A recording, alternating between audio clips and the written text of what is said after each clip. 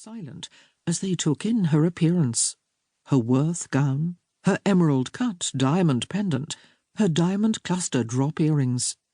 None of the English girls wore such extravagant jewels, and they gazed at her with envy. Sophia felt suddenly like a fish herself, and very much out of her familiar waters. "You're from America?"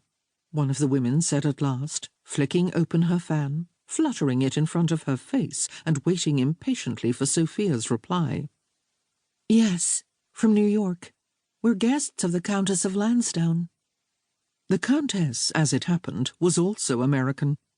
In New York, she was regarded as the very best social godmother, because 3 years earlier she had married the Earl of Lansdowne and managed to fit into London society as if she had been born and raised there. The Wilsons had known Florence in New York before she married the Earl. Florence, too, had been on the outside looking in, had received the cold shoulder one too many times, and now took great pleasure in thumbing her nose back at those same high-nosed knickerbockers.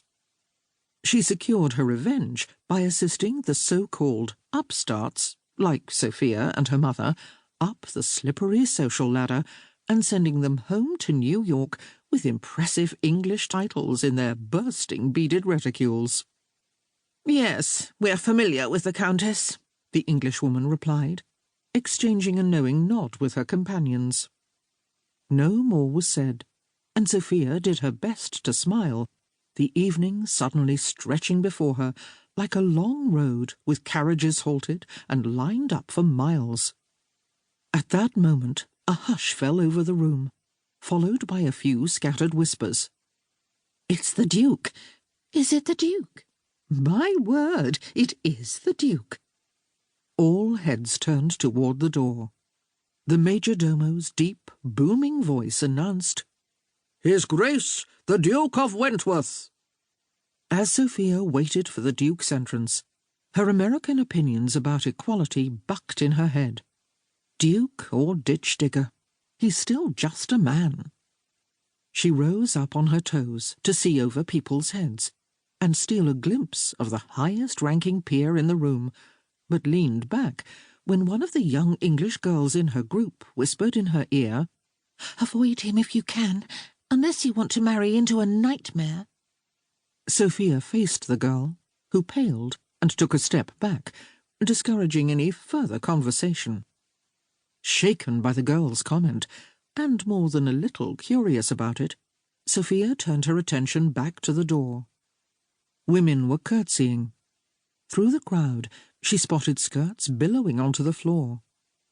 Finally, someone stepped aside, and Sophia found herself gazing across the room at a most impressive and magnificent man. Dressed in a black suit with tails, white shirt and white waistcoat, he prowled into the room like a hungry panther, nodding politely, but impassively, at all those who were curtsying and bowing in his path. While Sophia gazed at his strong, arresting face, her heart began to flutter in her chest. It was as if she were looking at a great work of art, feeling robbed of breath by an inconceivable thing of beauty.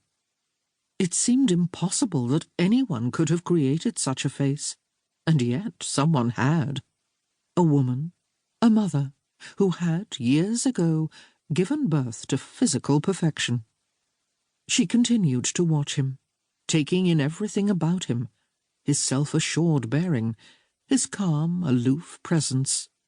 His hair was midnight black, thick and wild, distinctly unfashionable, scandalous almost.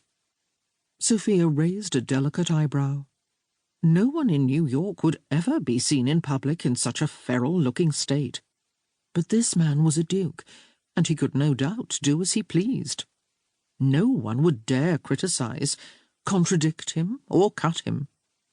That's what made London different from New York, she supposed. One could be eccentric if one was blue-blooded, and nothing could take away from one's social standing. The crowd was silent, in awe it seemed, as the imposing man made his initial sweep about the room. Then the assembly resumed its quiet conversational hum.